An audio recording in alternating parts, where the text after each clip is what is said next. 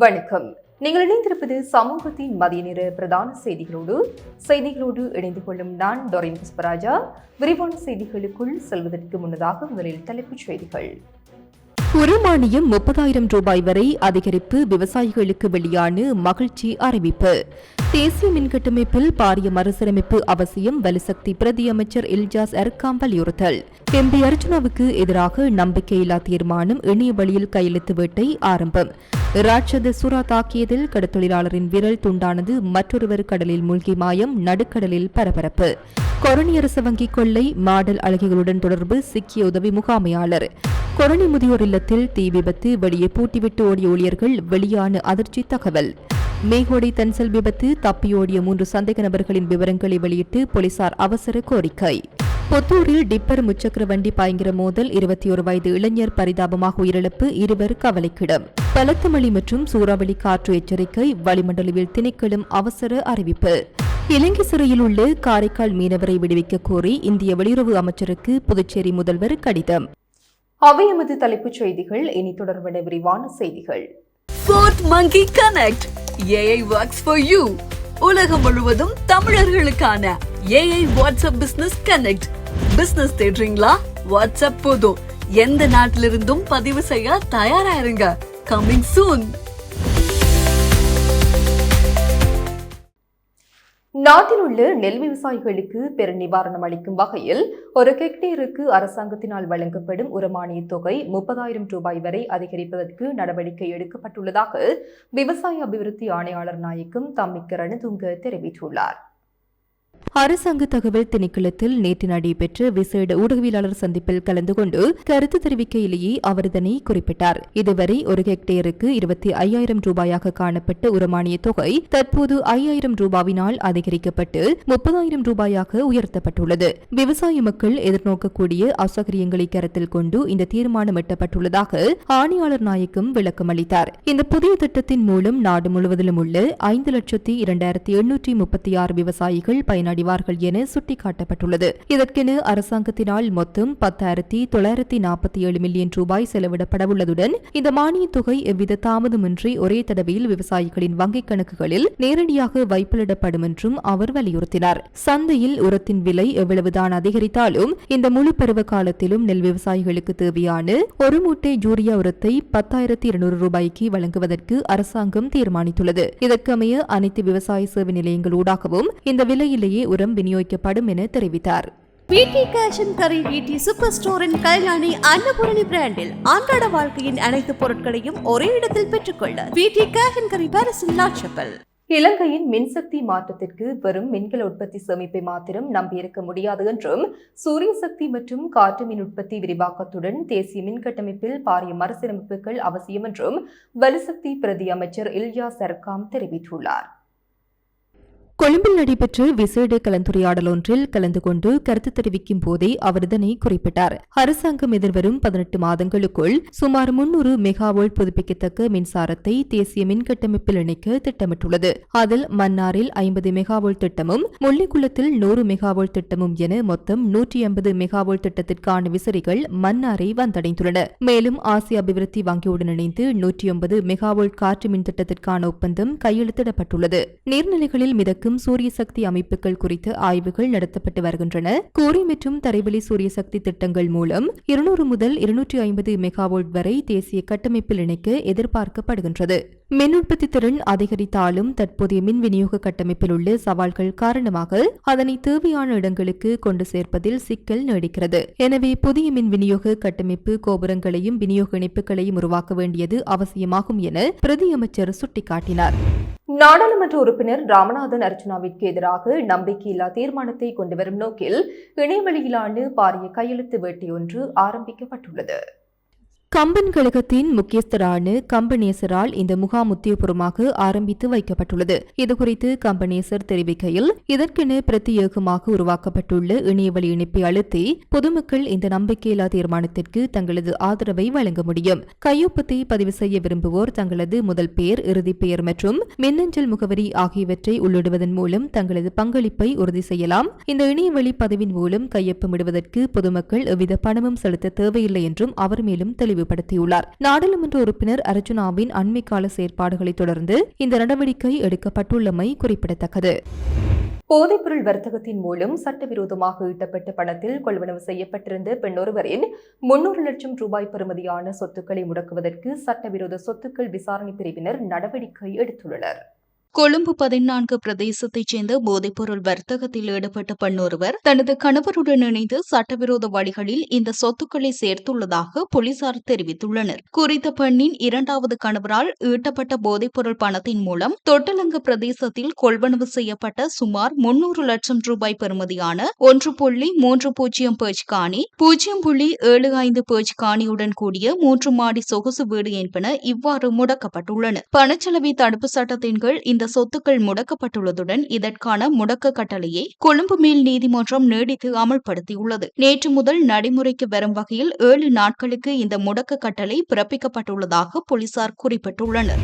புத்தளம் வெண்ணப்புவு கடற்பரப்புக்கு அப்பால் உள்ள சர்வதேச ஆழ்கடலில் மீன்பிடித்துக் கொண்டிருந்த போது ராட்சத சுறா ஒன்று தாக்கியதில் ஒரு கடற்தொழிலாளர் கடலில் விழுந்து காணாமல் போயுள்ளதுடன் மற்றொருவர் பலத்த காயமடைந்துள்ளார். இந்த விபத்தில் மகாவேவ பகுதியைச் சேர்ந்த 26 வயதுடைய மனோஜ் தில்ருவன் பீட்டர்சன் என்ற இளைஞரே கடலில் விழுந்து காணாமல் போயுள்ளார். கடந்த ஏப்ரல் 24ஆம் தேதி வெண்ணப்புவ வெள்ளைமண்கரை மீன்பிடி துறைமுகத்தில் இருந்து படகின் தலைவர் உட்பட 7 கடற்றொழிலாளர்களுடன் இழுவை படகு ஒன்று ஆழ்கடல் மீன்பிடிப்புக்காக புறப்பட்டுள்ளது. கடந்த மே 30ஆம் தேதி சர்வதேச கடற்பரப்பில் இவர்கள் மீன்பிடித்துக் கொண்டிருந்த போது இவர்களது வலையில் மிகப்பெரிய ராட்சத சுறா மீன் ஒன்று சிக்கியுள்ளது. அதனை படகோட்டிகள் படகுக்குள் இழுக்க முயன்றபோது அந்த சுறா திடீரென தாக்கியதில் ஒரு கடற்றொழிலாளரின் கைவிரல் கடித்து துண்டிக்கப்பட்டது. பின்னர் அந்த சுறா வலையிலிருந்து தப்பி மீண்டும் கடலுக்குள் விழுந்தது. சுறாவின் இந்த திடீர் தாக்குதலால் படகில் பெரும் பரபரப்பும் அச்சமும் ஏற்பட்டது. இதன்போது சுறாவிடமிருந்து தப்பிக்க முயன்ற 26 வயதுடைய கடற்றொழிலாளர் மனோஜ் தில்ருவன் எதிர்பாராத விதமாக கடலில் விழுந்துள்ளார். கடலில் விழுந்த கடற்றொழிலாளரை காப்பாற்றுவதற்காக படகில் இருந்த கயிறுகளை உடனடியாக வீசினோம். எனினும் சுறாவுக்கு பயந்து அவர் வேகமாக நீந்திச் சென்றார். அப்போது ஏற்பட்ட கடும் அலைகளில் சிக்கி அவர் எங்கள் கண் முன்னாலேயே கடலுக்குள் மூழ்கி மாயமானார் என்றார். காணாமல் போன கடற்றொழிலாளரை கண்டுபிடிப்பதற்கான தேடுதல் நடவடிக்கைகள் ஆழ்கடலில் தீவிரமாக முன்னெடுக்கப்பட்டு வருகின்றன. காயமடைந்த கடற்றொழிலாளிக்கு முதலுதவிகள் வழங்கப்பட்டுள்ளதுடன் இச்சம்பவம் குறித்து கடற்றொழில் திணைக்களமும் போலீசாரும் மேலதிக விசாரணைகளை மேற்கொண்டு வருகின்றனர். கொரணி நகரில் அமைந்துள்ள பிரபல அரச வங்கியொன்றில் அரங்கேறிய 3.5 கோடி ரூபாய் கொள்ளை சம்பவம் நாடகமே என்பதுடன் இதில் தொடர்புடைய வங்கியின் உதவி முகாமையாளர் பல பெண்களுடன் தொடர்பு வைத்திருந்ததால் ஏற்பட்ட கடன் நெருக்கடி காரணமாகவே இக்கொள்ளையில் ஈடுபட்டார் என்பது போலீஸ் விசாரணைகளில் அம்பலமாகியுள்ளது.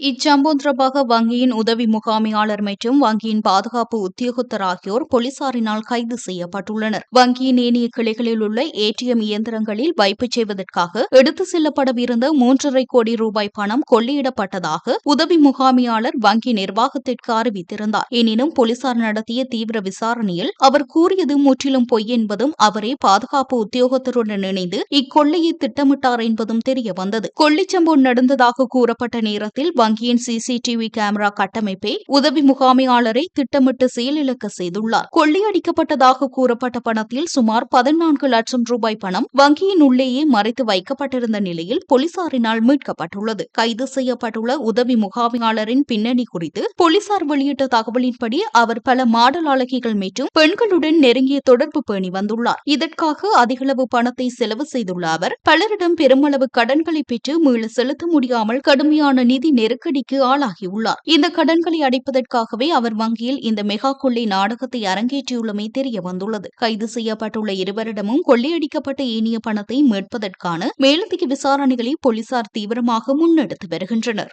கொழும்பு நகரின் மிகச்சிறந்த முகவரிகளில் ஒரு புதிய வாழ்க்கை முறையின் அடையாளம் உருவாகிறது. Blue ocean group. கொரணை படகுடு பகுதியில் உள்ள முதியோர் இல்லம் ஒன்றில் ஏற்பட்ட தீ விபத்தில் சிக்கி 2 முதியவர்கள் கொடூரமான முறையில் உயிரிழந்த சம்பவத்தின் பின்னணியில் அந்த இல்லத்தின் கடுமையான பாதுகாப்பற்ற தன்மையும் ஊழியர்களின் அப்பட்டமான அலட்சியமே காரணம் என தப்பி பிழைத்து வயோதிப பெண்ணொருவர் அதிர்ச்சி வாக்குமூலம் அளித்துள்ளார்.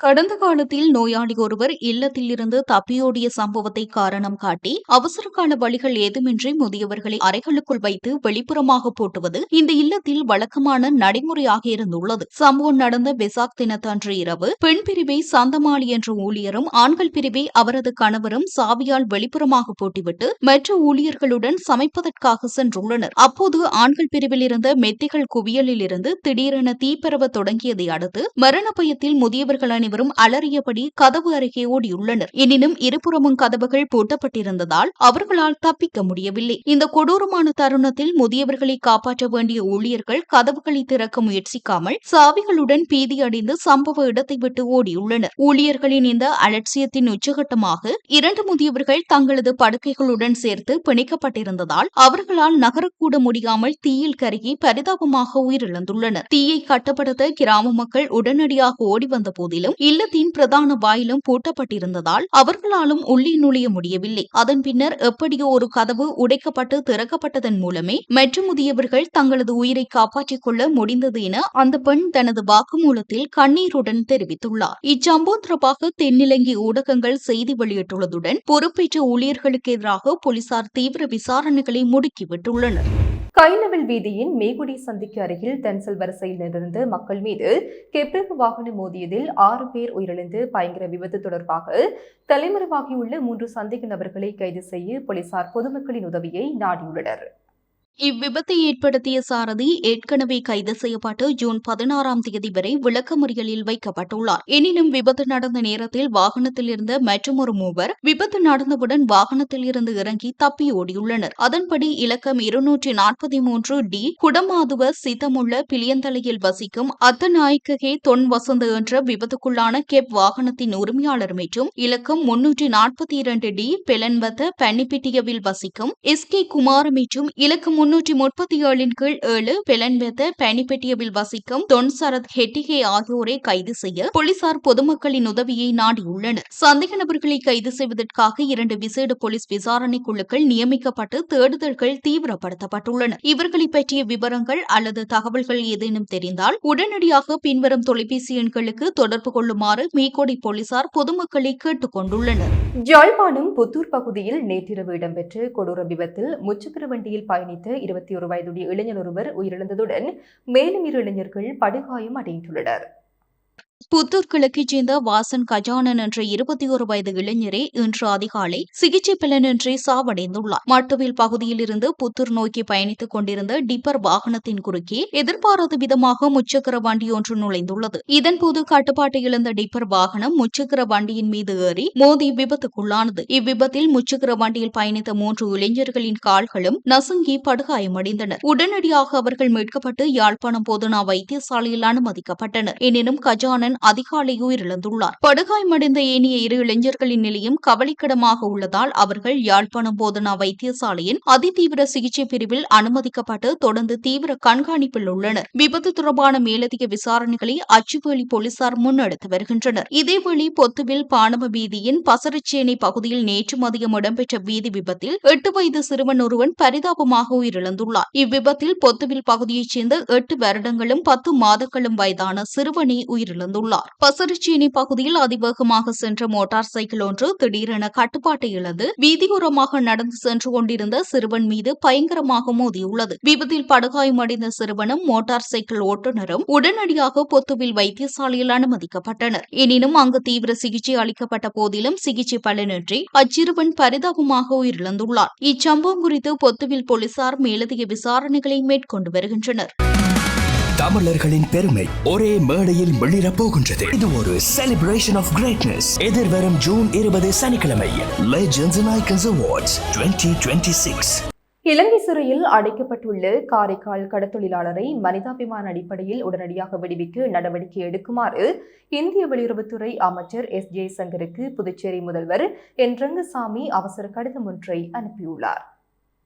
கடந்த ஏப்ரல் மாதம் 10ஆம் தேதி கடலில் மீன்பிடித்துக் கொண்டிருந்த போது புதுச்சேரி மாநிலம் காரைக்காலைச் சேர்ந்த 7 கடற்றொழிலாளர்களை இலங்கை கடற்படையினர் கைது செய்ததுடன் அவர்களது இயந்திர படகையும் பறிமுதல் செய்திருந்தனர். இது தொடர்பாக கடந்த ஏப்ரல் 13ஆம் தேதி புதுச்சேரி முதலமைச்சரால் இந்திய வெளியுறவு அமைச்சகத்திற்கு முதலாவது கடிதமும் அனுப்பப்பட்டிருந்தது. இந்நிலையில் கைது செய்யப்பட்டவர்களில் 6 கடற்றொழிலாளர்கள் அண்மையில் விடுவிக்கப்பட்டுள்ளனர். எனினும் காரைக்கால் DR பட்டினத்தைச் சேர்ந்த பிரதீப் சூரியமூர்த்தி என்ற கடற்றொழிலாளர் மட்டும் இன்னும் இலங்கை சிறையில் வைக்கப்பட்டுள்ளார். முதலமைச்சர் ரங்கசாமி தனது கடிதத்தில் பிரதீப் சூரியமூர்த்தியின் குடும்ப சூழ்நிலையை குறிப்பிட்டு உருக்கமான கோரிக்கை விடுத்துள்ளார். அண்மையில் தான் திருமணமான பிரதீப் சூரியமூர்த்திக்கு தொடர்ச்சியாக மருத்துவ வசதிகள் தேவைப்படும் வயதான பெற்றோர்கள் உள்ளனர். இவர்களை பராமரிப்பதற்கு அந்த குடும்பத்தில் வேறு எவரும் இல்லை. எனவே மனிதாபிமான அடிப்படையில் கடற்றொழிலாளர் பிரதீப் சூரியமூர்த்தியை விரைவில் விடுவிப்பதற்கு இலங்கை அரசாங்கத்துடன் தூதரக ரீதியிலான பேச்சுவார்த்தைகளை அவசரமாக முன்னெடுத்து தேவையான